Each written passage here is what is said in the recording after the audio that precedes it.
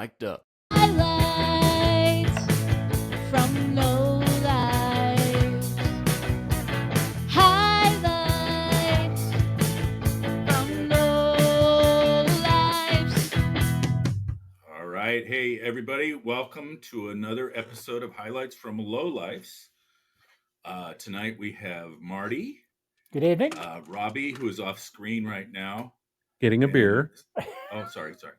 And special guest Econ's Carl prepared. Babe Shanks, who is joining us this evening for a all-out battle royale where we're going to give our opinions about what we think are the best baseball statistics, the statistics that bear out the best in determining whether a batter, a fielder, or a pitcher is doing their job to the utmost.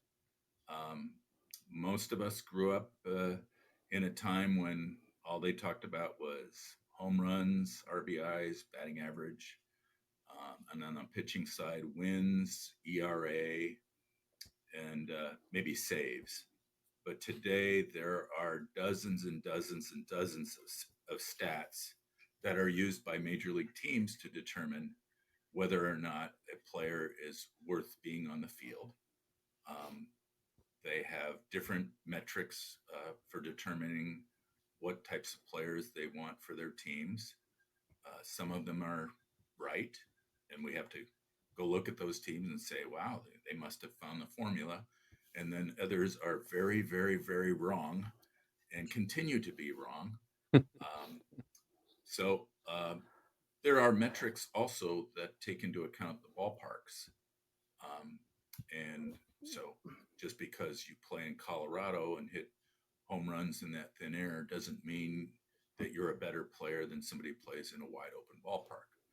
So tonight, we're each going to pick 2 or 3 different baseball statistics and argue for them being one of the better ways of determining the value of a player.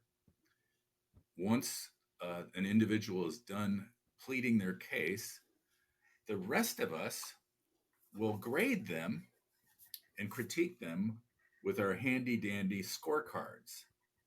5. Handy dandy. Yes. Well- 5 means you did really, really good. They're handy dandy if you cut them to a normal size. Yeah. Yeah. We got 4. We got 3. We got 2. Okay. Yeah. And we got 1. And Okay. 1 means you did a terrible, terrible job. Either you chose a statistic that isn't very good, or you did a terrible job of explaining why it's a statistic that we should all look at. So you're kind of getting graded on 2 things tonight. So let's use an example of Terry. If Terry was on the show, he would probably say, yeah, batting average. Enough said. And we would all give him a 1.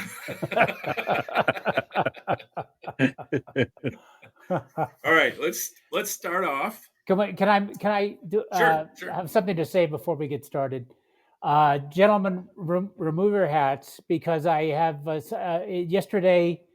If you didn't realize whether it was a solemn day, it was the anniversary of the passing of the great Lou Costello. Passed away and at the simple age of 50, only 52 when he passed back in 1959. So this is he's been gone, but even so, he can still say yes. He's been gone for 67 years. So everybody bow your heads and pay homage to who's on first. Thank you very much. Yeah. Sorry, I'm glad we got that in there. I'll see you. Bye. Okay. All right. Robbie. By the way, we've taken great pains to not have any duplicates tonight, so that will leave us maybe arguing for a statistic that you've never heard of. We'll see. Robbie, what do you got? Well, my first one was on base percentage, which Got it. I believe is one of the most critical statistics for the offensive side of the game. And this is primarily due to the fact that you can't win without scoring runs. And on base percentage, you've heard the axiom, right? Get them on, get them over, get them in. You got to have guys on base to get them over and thus get them in. And why I like on base percentage, it justifies guys like Kyle Schwarber, who may hit 220 or 230 in terms of a batting average, but these guys are getting on base at a 350, 360 clip because they walk a lot. They are constantly on the bases, putting pressure on the other team, on the defense, on the pitchers. I just believe more so than batting average or almost any other offensive statistic, on base, getting on base, being part of that machine is just absolutely critical to winning. And so there's my case for on base percentage. Okay. Carl, let's pull out one of your posters and grade Robbie and tell us why.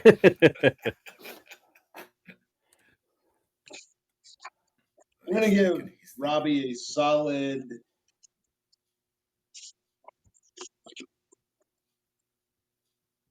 3. A 3. Oh, 3. okay. Here's the reason why. Many Okay. guys can work to get a really good on base percentage, but that doesn't mean that they score.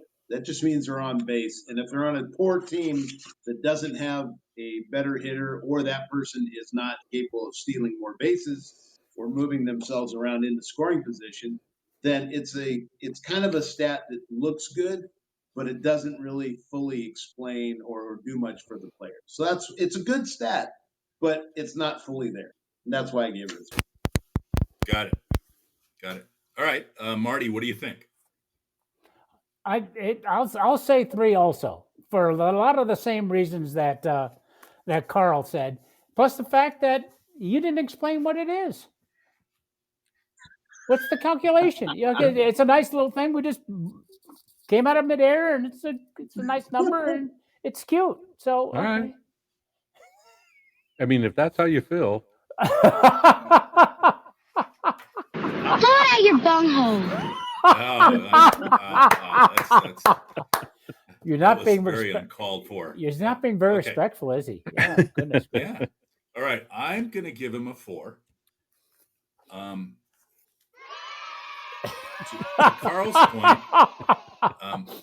Carl's point, if you don't score, then it doesn't matter that you got on base. But if I'm building a team, I'm looking for guys that get on base. And I will also bring in the guys that will help them score. So the guy that's getting on base, he's not responsible for driving himself in. You know, we're hoping that there's a team out there that can complement that skill set of on base percentage. So I think if I were building a team, I'd be looking for guys at the top of the order to have a high on base percentage. I think when we were growing up, it was batting average, but I think today it's get them on base, like Robbie said. Yeah, get them over, get them in. Yeah. The counterpoint to my detractors is like the Cardinals teams and the Royals and even the A's for a stretch of the 70s and 80s, where guys were constantly on base. It puts the pitcher in the stretch. Right. It changes the tension level of the game, and pitchers will tell you that out of the stretch, it's just much more stressful on them, especially starters, in the way and the style that they pitch. If there's guys on base, it changes everything. So I'm a staunch defender of the on base percentage, which, as Marty pointed out, I did not define. That is a combination of walks and hits versus your at bats. So what percentage of time you're actually on base. So thank you, Marty, for that correction. All right. Okay. Hey, Carl. You've chosen 3 categories. Let's start off with one of those. All right. Well, let's start with I think I had strikeouts, right? You've got WAR, /line, and strikeouts? So let's start with strikeouts first. Okay. To me, strikeouts from a pitching standpoint is a very, very highly regarded stat for a pitcher who's always in the zone, always making the ball, putting the ball in play, so that his team can make the plays to get the outs, whether it's a strikeout or whether he's around the zone and they're putting the ball in play and making it out with a ground out or a fly out. The control of being able to hit the corners, hit high or low, get the calls, working that for a game is paramount to being a great pitcher.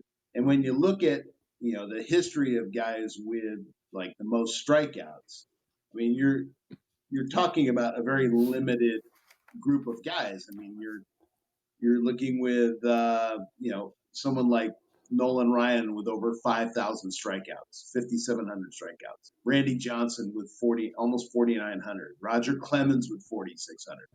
Steve Carlton with 4,000. I mean, of the top 10 guys, there's only two that aren't in a Hall of Fame, and that's Clemens and Justin Verlander. So, to me, from a pitching standpoint, it has to be one of the best regarded stats regarding the quality of pitcher and the longevity and the type of pitcher that you want to have. Got it. Okay. Marty, grade him. Oh yeah, I threw those out. You're supposed to grade everybody.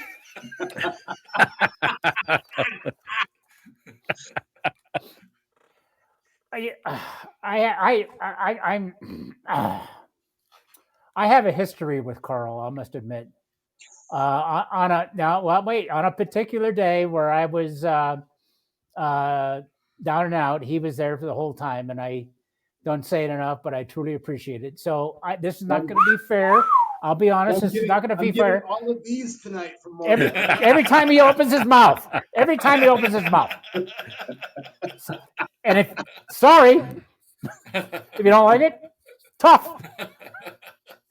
All right. Marty. Wow. Thank you. That's okay. Those are solid analytics. All right, Robbie, what do you got? Baby, only the best. I think 10, maybe 15 years ago, I would have given Carl a 4 on that one. But I'm going to go 3, and here's why. In the modern game, I don't think that the starting pitchers, they're only going 5 innings, sometimes 4 innings, and they call it a quality start. The strikeout is quite as revered as it used to be. I know it's an essential part of the game still, but I see it more as something that belongs to the bullpen now and not something that belongs to the whole staff. So, I mean, I could be very wrong in that assessment, but it just feels like the guys that you mentioned, the top 10 Hall of Famers there, that those guys all relied on strikeouts. And I always think of the Rick Russell comment that somebody asked about his philosophy of pitching, and it's one of my favorite baseball quotes of all time. Russell said, "I try to make him hit the first ball on the ground for an out." And the guy said, "Well, what happens if that doesn't happen?" He goes, "Well, I try to make him hit the second ball on the ground for an out." So I think in the modern game, strikeouts are still relevant, but guys aren't pitching that many innings, and I just don't see it as being such a critical stat anymore. So can I add one slight rebuttal to that? Absolutely. Okay, so there happens to be a pitcher on our favorite team who has been in the Cy Young voting the last 2 years. He's also thrown the most innings of any pitcher over the last 2 to 3 years, I believe. Yep, and if you add up all the strikeouts over that time, he's thrown more strikeouts over those completed innings than any other pitcher in Major League Baseball for the amount of innings he's thrown. So that, I think, kind of verifies where I was going with the strikeout is. I see him as the outlier, though, not the the norm right now. But hey, agree to disagree. All right, Carl, I'm going to give you a 2, not because of your argument, but I'm even further away from the strikeout than Robbie. I think the entirety of baseball now has made strikeouts the thing to do. And teams are going through 20 and 30 pitchers during the season because guys are getting injured so much because they're trying to throw as hard as they can to get these strikeouts. I go back to the days of Greg Maddux and Rick Russell being the example. What's your job as a pitcher? Your job is to get people out.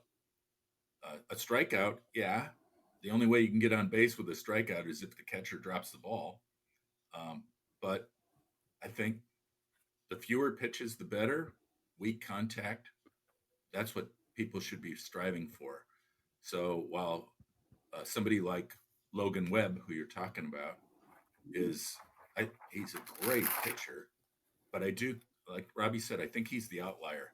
Most of these guys can't maintain the big innings counts and stay off the IL because they're trying to strike everybody out.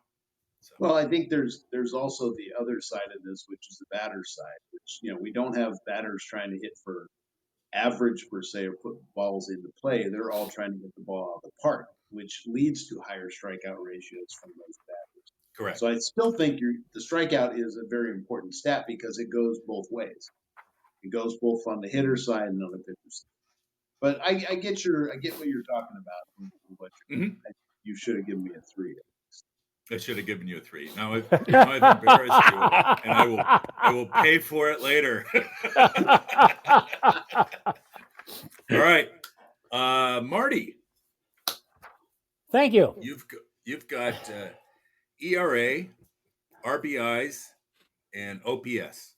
Well, I'm going to start with the OPS just to follow up with what Robbie was saying. OPS is simply the on-base percentage, which he spoke about, plus slugging. And slugging is just a math equation, total bases over at bats. And it elaborates a little more. And he was exactly right on what he said. We need people to get on base, and you get a little more idea of who that guy is a little better by adding in the slugging percentage on top of it. Like I said, Schwarber is up there nowadays. The history of it is it really wasn't around until about 1984 when it came so it came out kind of sort of in Pete Palmer's book, The Hidden Game of Baseball. And it really didn't pick up in popularity till about 2004. Someone with an on base plus slugging. If he's 800, he's extremely good. And the funny thing is you going back to the cybermetrics. They recalculated the statistics for all the Hall of Famers, and the number one was Babe Ruth, 1.16. Ted Williams, 1.11. Lou Gehrig, 1.07. And then 3 out of the next 8 were all the great Negro League guys that we enjoy so much. Oscar Charleston, Turkey Stearns, and Mule Suttles. Which really did, and then to bring that back a little bit further, how about the OPS for a single season? Who do you think that would be? If you said Josh Gibson, you would have been right. But okay. Josh Gibson did it twice. He's number 1 and number 2, 1937 and 1943, 1.47 and 1.42 respectively. So, like I said, it's an involving stat that's relatively new, but it gives a little more insight to those guys that are not only just getting on base, but getting on base with power. So I thought that was interesting. So that's OPS. That's what I got. Okay. Carl, what do you think of Marty's argument? I'm going to give Marty a 4. Okay. I think it's a pretty valid argument, and I agree with him. I will add on to his stat with one of my other ones later on, which adds a batting average to it, which is called slash line. But that I cool. actually think what Marty was talking about actually went and covered pretty much your best players and what is a productive stat for the players. I think if you add in what I'll get to with mine, I think that makes it even a better stat to track the offensive firepower of your batting order and your players. Okay, Robbie. I was gonna Robbie. I was gonna Remember, give you a 4. You cashed my check, so you better. Okay, all right. I was gonna give you a 4, but when you said I read to go 5. Hey, you cut out. Hey, Yeah, sorry. You cut out. When you said I read a book, I had to go to 5. I mean, hey, yeah, I think I was insulted. Wait a minute. Oh, wait. no, and it's the right. I mean, based on everything I said about on base percentage, OPS is the right stat for me to get behind as well. It's just plus power, just like you said. Okay. So yeah, well done. Solid 4. Yeah, I took off a point because of the bringing up Lou Costello and bringing down the mood oh gosh. oh. Lou, what do you think? What do you think, Lou? Lou's pissed. All right. Let me finish out round 1 here. I told you guys that I'd let you pick your categories, and then I'd go find something else. I'm going to go with one, and it's called pitches per inning, which describes exactly what it is. Total pitches in the inning, and the prevailing belief on this is 12 to 14 pitches an inning is extremely efficient. 14 to 16 is very good. 16 to 18 is average, and anything over 18 pitches in an inning is considered to be inefficient. In today's game, we are seeing, as Robbie talked about earlier, more and more starting pitchers who are believed to have pitched a good game if they can get through 5 innings. And a lot of that has to do with this concentration on, blowing people away. Throw as hard as you can for 5 innings, then we'll go to our bullpen, which is stacked with guys that throw 100 miles per hour. But if you went the other way and looked for total efficiency, you might get pitchers going deeper into games, getting your bullpen some rest. You wouldn't have so many guys going on the IL all the time. You wouldn't, back in the old days, you didn't see pitchers going back to back out of the bullpen so much. It would always get their day off. So if these guys if they're not trying to throw as hard, they're going to last longer. That helps the team. Fewer bullpen innings, and we might even see complete games which have completely disappeared from the Major League Baseball lexicon. I mean, how many complete games were there in baseball last year? There was less than 10. And Webb had 3 of them. I think, Webb had a few, but 3. It's changed the game. This concentration on striking out. I just think the mentality should be more like what Russell and Maddox were always going for. Hey, if I can get through an inning with throwing 3 pitches, I'm happy. I'm going to be in that game longer, and my team's going to be in that game longer. All right, grade me, Carl. Give me that 2 that I've been waiting for. Well, if you really want that, I would give that to you. But I thought your explanation based on the pitches thrown was a solid 4. Pretty solid. All right. A 4 with anger. All right, great. All right, because Marty. I don't have any beer. All right, if you want the 2, I'll give it to you. That's not a problem. No, thank that's you, not. Marty. No. In its simplicity, it's a 4. It's a solid stat. It's not complicated. You don't need to figure it out using AI or anything else, and it works. So yeah, that was good. Okay, Robbie. I'm gonna give you the 2 you were asking for. But and There here's you go. why. Because a guy comes in, gives up throws one pitch, gives up a grand slam, he's out of the game. He threw one pitch for that inning. You know, it can be affected. A guy that, like we talked about earlier. No, this is a math problem. I don't like math. If he threw Don't one get pitch, me that he didn't get any outs, so he therefore didn't get anybody out. So Yeah. he has Fine, he throws pitches 2 per inning. he throws 2 pitches. He strikes out a guy and then gives up a game-winning homer, or gets a ground out and gets 2 pitches. Okay.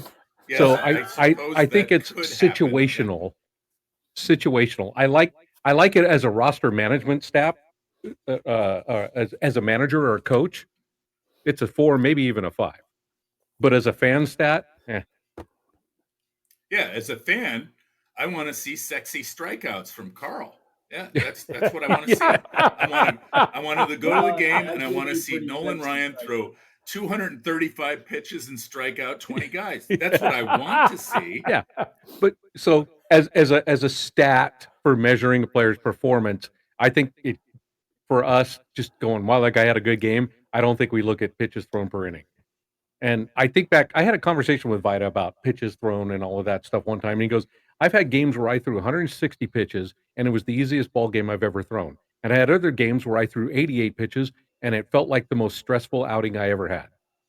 So I'm not sure that it matters to anybody but the people monitoring that pitching staff. So that's why it's a 4. If I'm a coach, absolutely it matters. As a fan, I'm not sure it matters. So it's a 4 or a 2. You can flip a coin. I don't care. Whatever. We'll call it a 3. So it's a 3.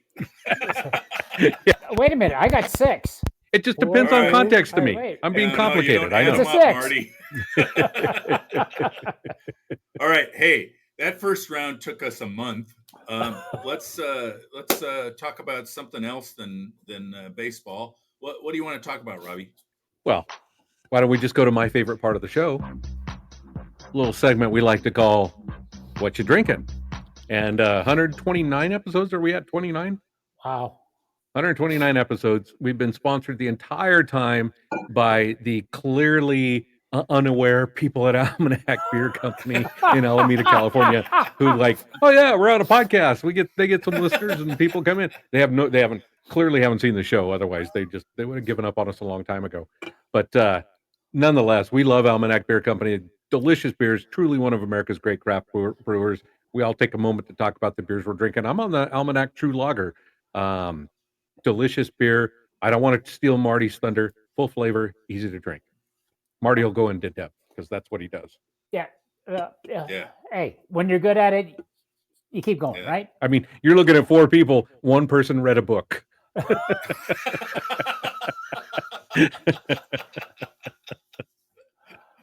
The Ballers love hazy IPA. Yes. It's made by Almanac for the Oakland Ballers baseball team, which of course is crazy. Terrific. It's the Ballers love, and look at the O and love. It's a baseball. That's really kind of great. Actually, it is good. The aroma is a full IPA flavor. You get those hops, and so you're expecting a big, dark, heavy beer, but it's really not. It goes down really smooth, and it's a fine beer. I don't drink this very much because it's a 6.1. It's a couple of these, and you're gonna try to find the end of the bar stool, which is it's down there somewhere. Wait a minute, hold it. Carl's babysitting all night. Yeah, exactly. There you go. But like anything else from Almanac, it's top notch. It's and they do a great job. So why you're with us for so long, I have no idea, but I'm still grateful. So thanks, Almanac. I am drinking the original Love Oh. Hazy IPA. This is what the Ballers was patterned after. Yes, this is the 6.1. It's not the Big Love, which is the have a drink and go take a nap. This one is my favorite. This is my favorite Almanac. Even before we got involved in the podcast, this is what I would drink all the time. So I'm letting Robbie know this so that I don't end up with any coconut sours. I promise nothing. And I know Carl doesn't have an Almanac beer, but I hear his inner dialogue. The other day, I was so desperate for a beer, I snuck into the football stadium and ate the dirt under the bleachers.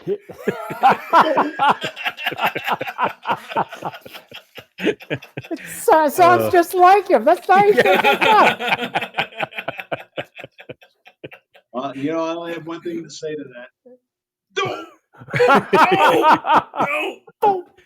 Anyway, thanks to our good friends at Almanac. Make sure if you're in California or in the Bay Area, you're coming out this way, stop by Alameda to the Almanac Beer Company. It's a great place. Oh, hey, the date night is underway, I guess. Date night. Hey, we're trying to do a podcast here. Jeez, just walking in the room. Oh, man.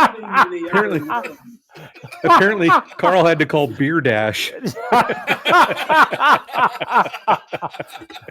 Just go by the brewery. Tell them you heard about them from the Highlights from Lowlifes show. They may take pity on you.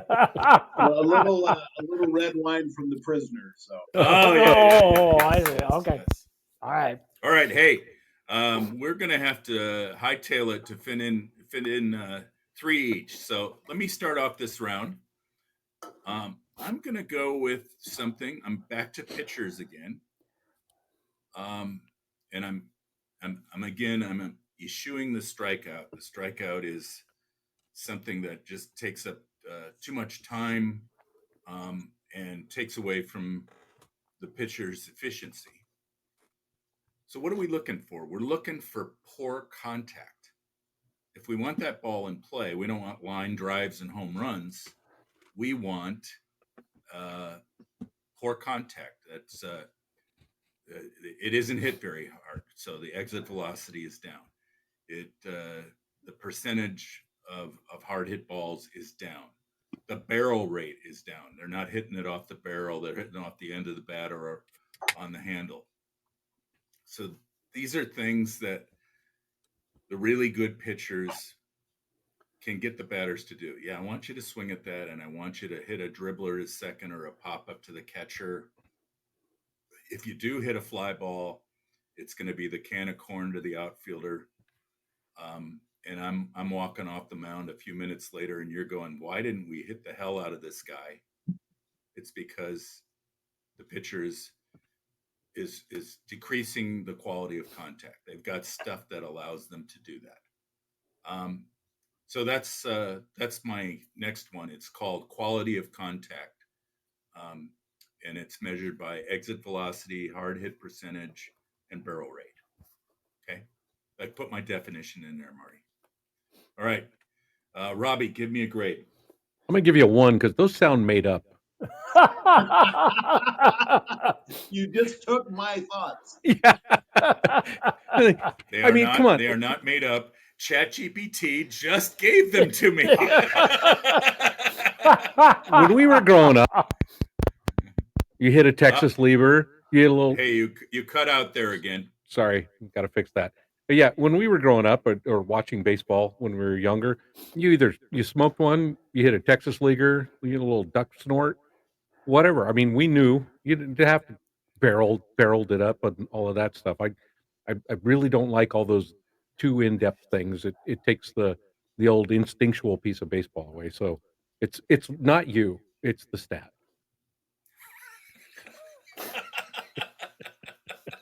But really, it is me, isn't it? Don't worry, nobody's listening anyway. Oh, that's good. All right, Carl, grade me. Oh well, Robbie kind of beat me to it, but I have to give you the Oh, big God. Ooh. Oh, and it just sounds like it's. I hear lots of talking, but I don't understand or I don't get where this is going because I can't see a way that any of this plays into rating a player. If I'm a manager or if I'm a GM or if I'm trying to put the best people on the field, it's a nuisance stat that like what does that mean? What does that get me? Can I make them a better player? Can I can I make them go to the cage more? Can I do something else to figure it out? I, it just seems like one of those stats that it only gets excited by guys sitting in the stands writing stuff down, but never putting a ball in a glove and standing on the ground. okay. You have your opinion. Marty. Oh, I'll never be invited back All right. again. Okay. All right. One, I like the beer you're drinking. Two, I appreciate you gave us the definition of it. Three, you're having a hell of a time getting other people to buy into it. So, 3. Yes. I did Because not get because the anything all-time over that, lowest score. because anything over that is over my head, and I'm losing a lot up there. But you still managed to do it. I like it. There we Okay. go. All right, Carl, give us another category. And Well, this would be plead your my case. third category. So No. because I already. Oh no, it's my second category. Excuse me. Your second one. Second yeah. category. See, So I'm nobody gonna here talk likes about- math. Why no? Why no? Why no? Why no? All right. So this is the one that kind of ties into what Marty was talking about, except I'm going to add a third component to it, and that is what is now called the slash line. Say nothing more. Slash line There. adds batting average to on base percentage and slugging average or slugging percentage. And if you add that in, now you can really truly rate your hitter's performance because there are a lot of guys that can, get on base well or slug and as a slugging average slugging average, they they get guys into scoring position and they're on base a lot and they're moved around. They perform really really well, but without the batting average, you're missing the one component that makes that player elite, that moves them up the ladder. There have been plenty of players that didn't have a very high in all three. Willie Mays, Mickey Mantle never made a 300 average, 400 slugging percentage, and an OBP of over 600. So, but you have guys like Aaron Judge, Juan Soto, Barry Bonds, career-wise, Babe Ruth, Ted Williams. These guys all did this and did it at such a high level. So you have guys that clearly have performed at an extremely high level offensively. And using all three of these, you know that if you had a player that was anywhere close to doing 300 average or 400, on base percentage and a slugging percentage over 600, that you were looking at an elite player that you needed to have on your team. You could easily take these all three of these stats, and you could plug in and build an amazing team. Just look at, for instance, look at the lineup of Team USA that played yesterday. That's a team that is, if they don't have 3 or 4 guys already over slash line, on a very performing very high, they have another 5 or 6 guys that are at least 2 out of 3 and really close to the third one.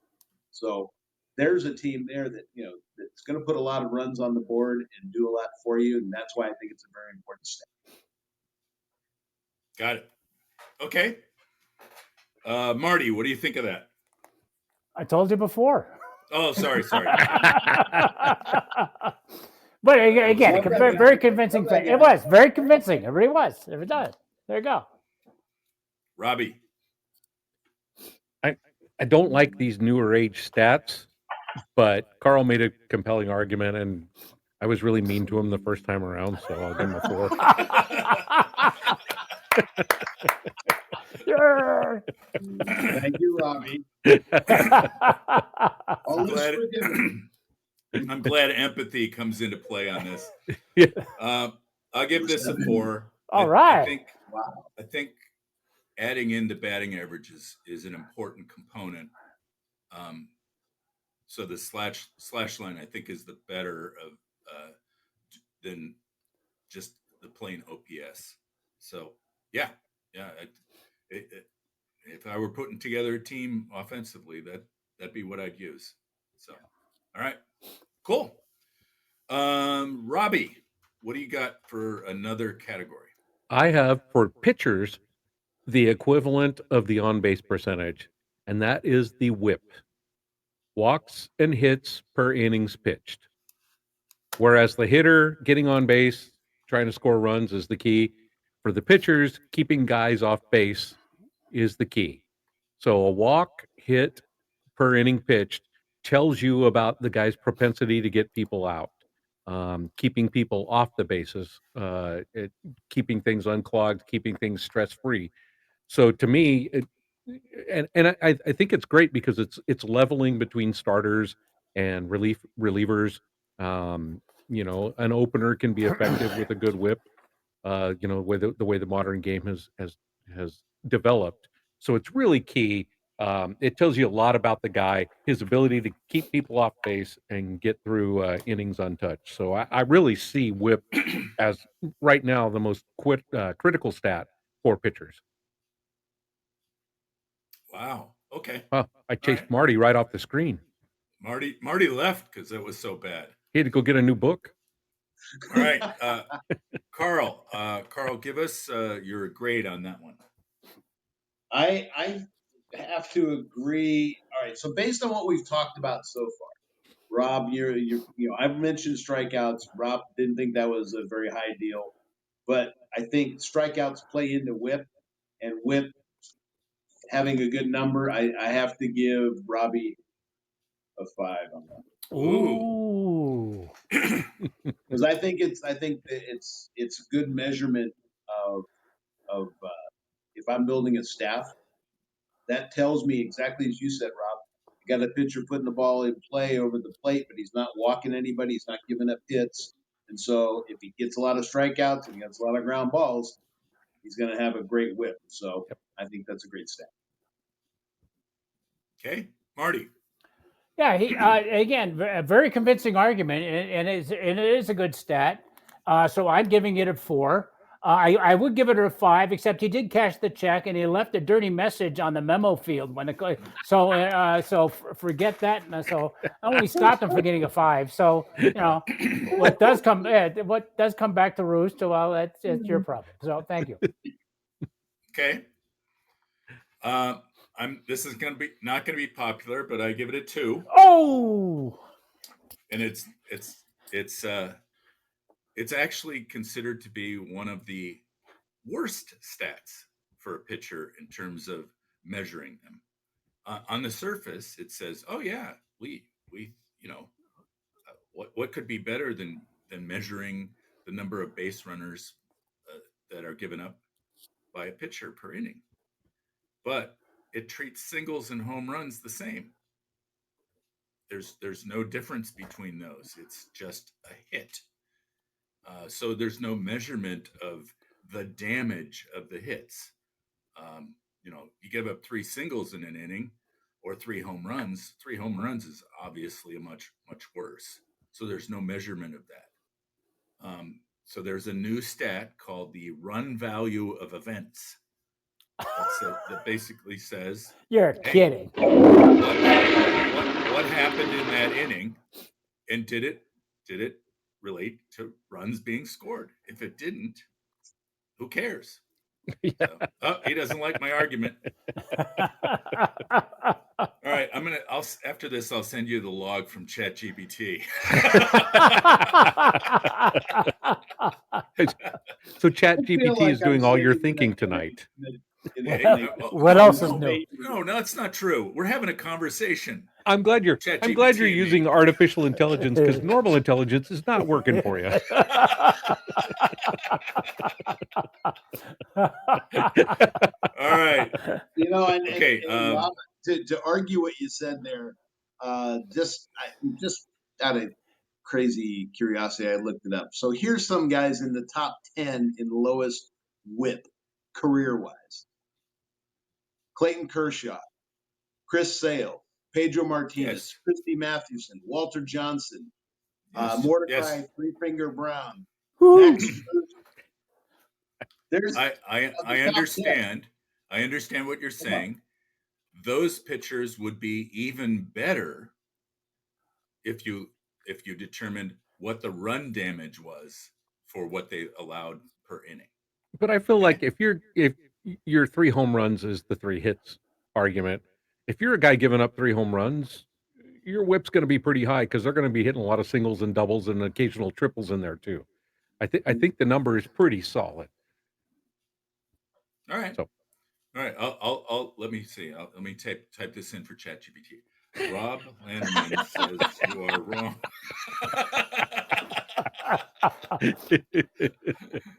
ChatGPT can't be wrong. Sometimes it comes back and apologizes.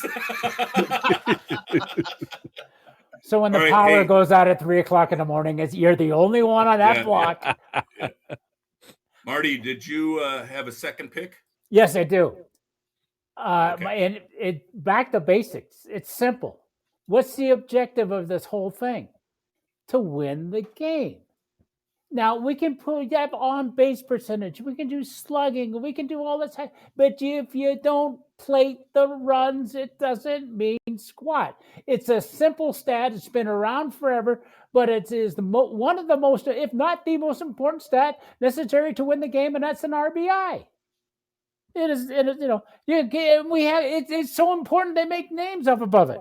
Runners in scoring position, ducks on the pond, clear the table. It is that simple. RBIs. No need to vote.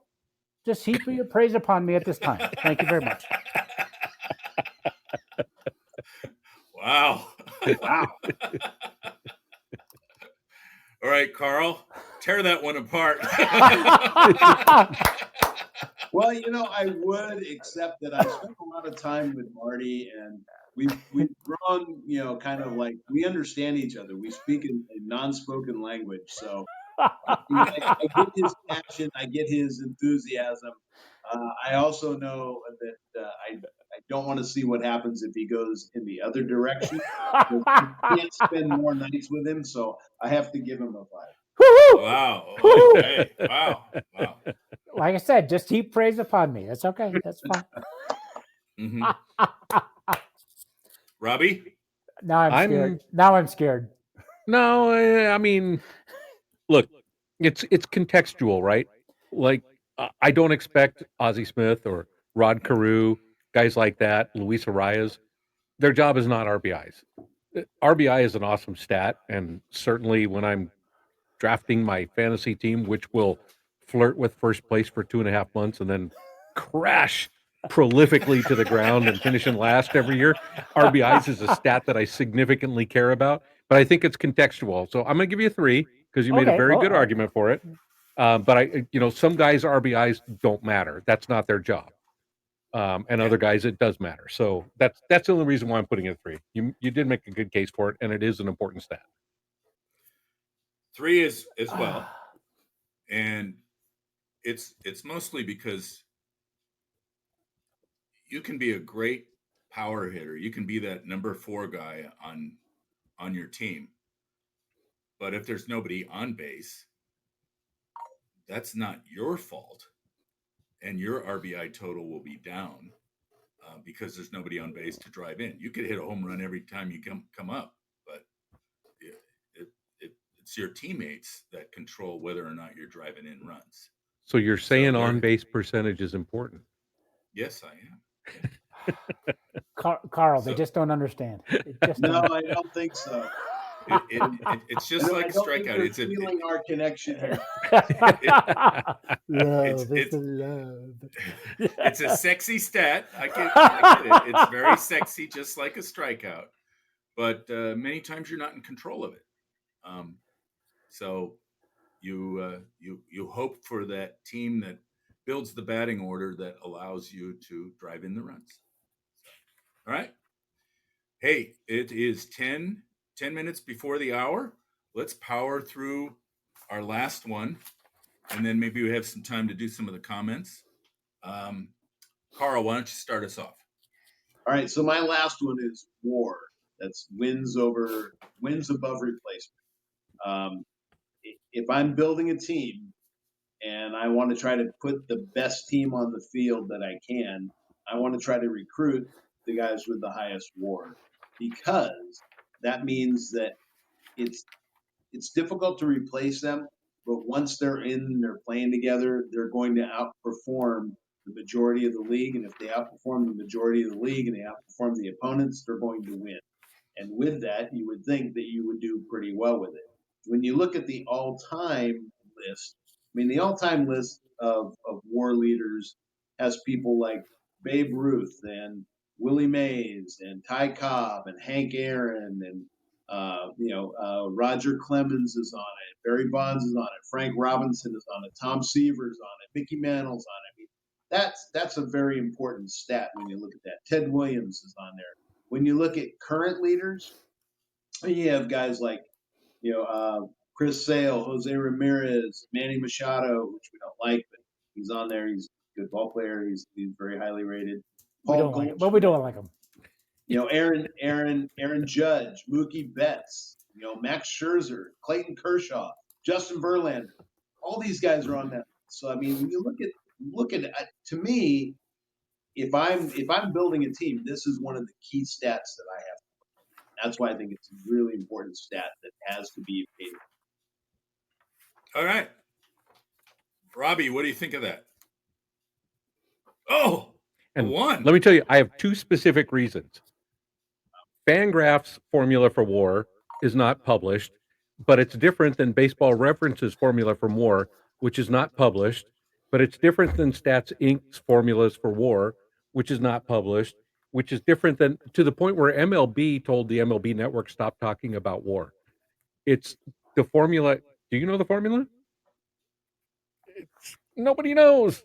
It's this weird stat that everybody measures sort of differently. And the other reason, and for the second half of last year, and this is my argument, it has been on WAR the whole time.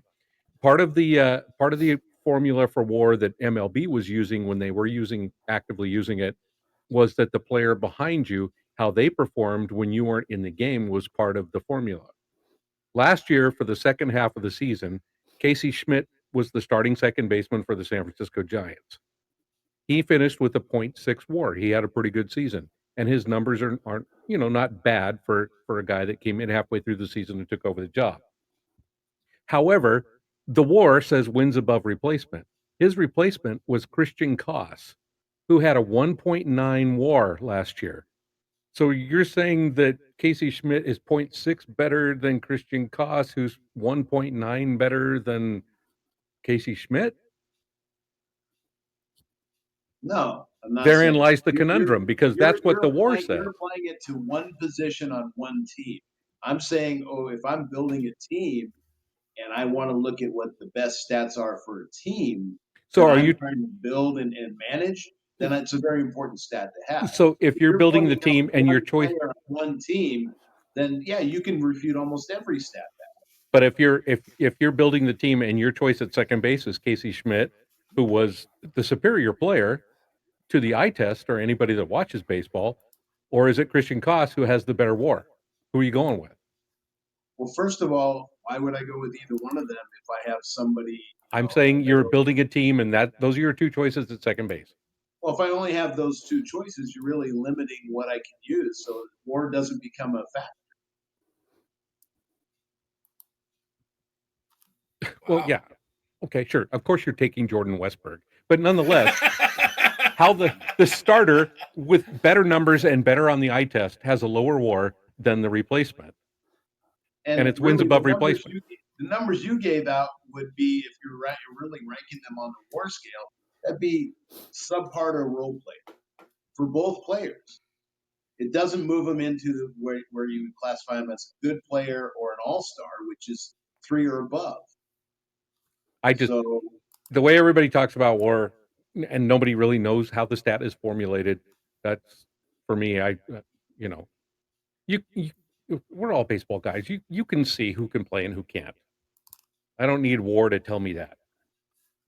I think if you look at what WAR actually does, and it looks at all facets of that particular player's game. So hitting, base running, fielding, on base percentage, slugging percentage, for position players. For pitcher, you got to look at what their ERA is, what their WHIP is, what their strikeout ratio is, what their balls, how many walks per inning. When you figure all that into it, that's how you calculate WAR out. And there are multiple ways of calculating it, but there is a way that is being used that is standardized across all baseball. Statistical that you mentioned, there's multiple ways of running that WAR, but how many are using multiple ways, and how many ways guys are using one to say, well, here's our list of the best players? Because obviously somebody's done it. They've created the list of the best players, and you look at it, they're almost all stars. So it's got to be a valid stat because of who's on the list. But okay, I don't want to drag this out because there's more to go. But you can tell you and I can look at the field and go, oh, yeah, that Gehrig guy, yeah, he's pretty good. I don't need a number like that to justify it. All right. Well, my take on this is, WAR, what is it good for? Absolutely nothing. I'll say it again. No. I'll give you a 4, Carl. I'll give you a 4. There is a standard for Baseball Reference as to how WAR is calculated. If somebody else decides to calculate it differently, oh well. But the standard for me is Baseball Reference, and that seems to show how valuable a player is each year. Marty? Did I tell you that the Ballers Love Hazy IPA has an alcohol rate of 6.1? Oh my God, he's had too many. All right, a 6.1. Carl takes the lead in having the best argument. He's the leader in the clubhouse. All right, Robbie, what do you got? I went fielding percentage for the last one just because I didn't think anybody else would take it. The other side, there's the hitting, the pitching, and to me, defense is massive. The fielding percentage tells you the guy's going to make the plays, and maybe it's not Ozzie Smith making a spectacular play, maybe it's not Torrey Hunter leaping at the wall to bring back, because those are out of the ordinary plays anyway. So those don't really judge. Those aren't going to count against those guys if they make an error. It's the guys that are making the routine plays over and over and over, repeatedly, like Rabbit Moranville and his 5,000, more than 5,000 chances at shortstop. I just, but he was doing good until that. I knew Rabbit Moranville would take me down the rabbit hole. But in all honesty, I love defense. I think defense is absolutely as important as hitting and pitching, fielding, playing in the field, shutting down the routine plays, getting outs, not giving your pitchers extra guys on base, not making errors, leading to unearned runs and things like that. It's just so critical, and it's guys like Nellie Fox and Luis Aparicio, down the list of great, Brooks Robinson, people that were game changers, and maybe not with the bat all the time. It was guys with the glove that can make a difference in the game, and fielding percentage gives you a real solid view of guys who can pick up the ball and get an out with it once they have it in their hands. So I think that's absolutely critical. All right, Carl, now's the time for your revenge. I'm not going to be that guy. I think I will. You can. I would too. Very good argument for fielding percentage, which I think is a very important stat. So I'm going with a solid 4. Okay. All right. Marty? Like I said, we were talking about pitching, we were talking about hitting, and he brings in fielding, and he makes a good, very good arguments, and he even brings in the rabbit. So what can you say? All right. I think fielding percentage is not a very good rate for a fielder. If I'm one of those stationary first base guys that has no range at all, and they hit the ball to me and I field it, great. But if I can't move in either direction, then it's a base hit.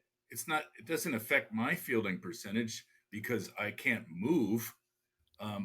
That's why I think something involving the range of the player has to be taken into account.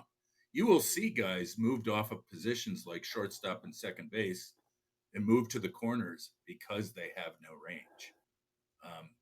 A standard fielding percentage doesn't take into account any of that.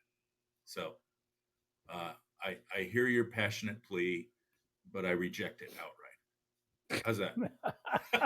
If you were a horse, they'd shoot you. All right. Marty, what do you got? All right, we'll make this quick. We're running short on time. I picked ERA because I couldn't figure out what else to pick, and then doing a little research, this is going to be fun. Because ERA's been around since almost the inception of baseball, and it's simple. It's earned runs divided by innings pitched times 9. Even sabermetrics calls the earned run average a rudimentary metric designed to assess how well a pitcher does. Rudimentary, okay? And I said, and they go through the details of it and all this. And here's the next paragraph. In other words, the goal of ERA is perfect, but its execution is horrible. What is it? What's a hit? What's an error? What's it? So it was kind of fun to look at it. That the Hall of Famers with the best ERAs, most of them were in the dead ball era. Ed Walsh, Eddie Jose had a career ERA of 1.86. That was second all time in the Hall of Fame. He played for Cleveland in 02 through 10. He only played for 8 seasons. Wow. Because he died of tubercular meningitis the following year. Good God. Okay. All right. Marty's on a roll. Marty's on a death roll today. Sorry about that, gang. But Okay. but if you want to, but ERA has this point, then there's the ERA plus that factors in the ballpark and a few other things like that. But like I said, if it's just a quickie here at the end, ERA, it's a fun stat. You can go deeper, but it's been around forever, so it should be in the discussion. So there you go. All right, Carl, what do you think? I was going to give Marty a 4 for that because he was doing pretty passionate and he was citing out a very sound statistical measurement for pitching. And then he mentioned a guy dying of tuberculosis. Totally a 3. God. Yeah. Sorry, Marty. I was with you until you had to be death. I'm sorry. Tough. Cross your point. Robbie, what do you got? I'm going with a 4. My only issue with ERA, I think it's an important measure, no question. My only issue with it is for short relievers or specialty relievers that come in. If they have one blow-up game, it screws up their ERA for a long time. So I wish there was some kind of adjustment for that. But, I mean, it's nitpicking at this point. Yeah, because I thought it was cool. Even at the first paragraph, it's a rudimentary metric. I thought, okay. Yeah. I give you a 4. I give it a 4 as well. And my reasoning on that is the exception to the rule is Colorado. And right. I think as a fan, you just have to understand a 4 ERA in Colorado is absolutely tremendous. If you're playing on that team and you have an ERA in the 4s, I mean, you're the ace of the staff. Right. You're just not going to see that. So you do have to take into account ballparks. But really the only one that jumps off the page is Colorado. It's just so different there. So All right. Let's see who's left in this final round. That was it, wasn't it? I think we got it. I think I got one. Okay. Oh, nah. We don't have to. I'm gonna do my modern stat that you guys can all crap all over. It's gonna be outs above average. It's the fielding stat we should be using. Is it really or? No, outs above average. It's Oh.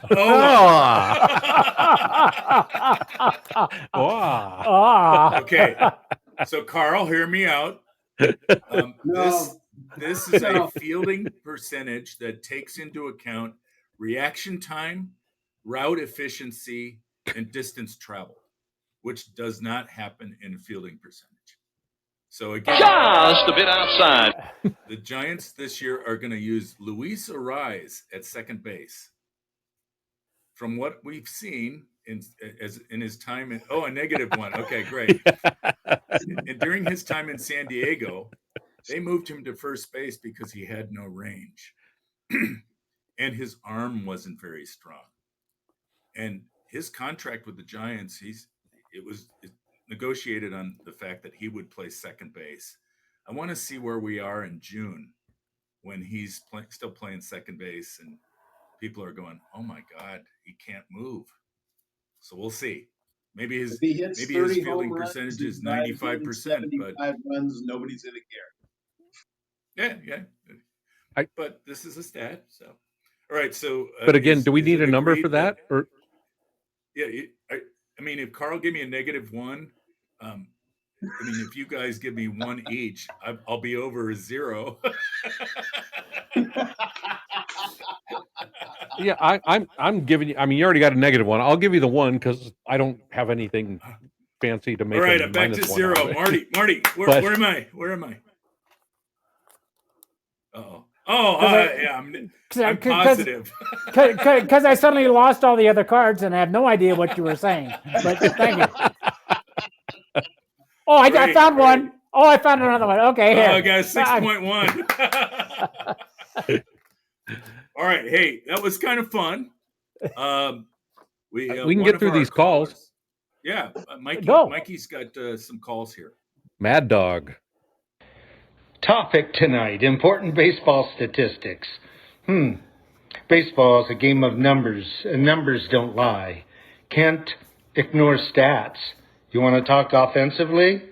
On base percentage, slugging percentage, batting average. How about matchups? Ability to hit, left-handed pitching, right-handed pitching, batter success rate against certain pitchers, etc. Batters free swinging or selective at the plate? Did he script that out? That was a lot for 30 seconds. That's good. He wrote it out beforehand. You're not allowed to do that. You have to go off the cuff. You need to bring him on here. How about Go ahead, Carl. You need to bring him on here and have him do this live. Oh yeah. I feel like he's auditioning. Catchers limiting runners and stealing bases, pitchers holding runners on base, catchers pitch framing ability. How about the pitcher's ERA? Conversion rates of double plays by middle infielders, outfielders' ability to track down balls in play and throw the runners out.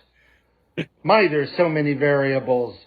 Which direction do we go? Let me think. God, I think he's had a couple of these. He's had a couple of these. He needs a couple more. No. He's clearly running for office. Almanac's going to have to make a new beer. Mad Dog loves hazy IPA. Most importantly, let's talk about the umpire. His stats cannot be ignored. Something to talk about. Who is the umpire? What's the umpire's strike-to-ball ratio of parts of the strike zone? Top of the shoulder, in the chest area, at the knees, inside, outside, part of the plate? Does the umpire show favor for offensive or defensive batters? Is the umpire known in his game to boost numbers? He kind of sounds like Snagglepuss now. Exit, stage right. Exit in all glorious ways of talking about things when my girlfriend's not home and I don't have enough beer to drink. So I've got to be very vociferous on this show with you guys. And I think the closer is the best one. Yes, the umpire boosting numbers. In strikeouts? How about the numbers of walks? Or runs, or batting average percentages, or on base percentages, or slugging percentages? These stats and others are definitely used by the president of baseball operations and the coaching staffs to determine who makes the team roster. Boy, there's a lot to think about. Decisions to be made. Which ones do we choose? We should have opened with that. Yeah. Yes. It's like the State of the Union. I think Kimmy needs to. I think Kimmy needs to change the lock on the bar. Thank you, Mad Dog. That was awesome. That might have been our best calls. I got to give him a 5. Yeah, 5. Oh, 6.1 from That's Marty. even better. Well, yeah. One of the things we did not touch upon in the show was umpire ratings, which I think you can, the night after or the day after a night game, you can see all of the stats of how well an umpire did on their strike zone, which I think is pretty cool that they're tracking that kind of stuff. Yeah. But yeah, that's one area we didn't touch on. Hey, you guys got any closing comments? Well, I just want to throw in a comment about some of the other shows on the Mic'd Up Act, because I take a chance to see one of the newer shows, Hoosier Weekly, and they got off to a highlights from Lowlifes start. When the show started, they had no idea how the cameras work, so they were in the dark for the first part. So they're right out of our playbook. I love these guys already. Yeah. Do they have a Rabbit Moranville reference also that they're using? These guys have absolutely no idea who Rabbit Moranville is. Well, I'm going to go on their show as a guest and let them know. All right, guys. Thank you very much. We have now clocked in at one of the longest shows ever. We will be back next week with another show, topic to be determined. Thank you, Mr. Shanks, for joining us, and thank anybody who called in. That was great. And Thanks for having me, guys. It's a lot of fun. Oh yeah, we'll have you always again, a pleasure. even though you gave me a 1. So, or negative 1. A negative 1. Yeah. Play us out, Robbie. Highlights from Lowlifes. Highlights from Lowlifes. Can we just call him the logo from now on?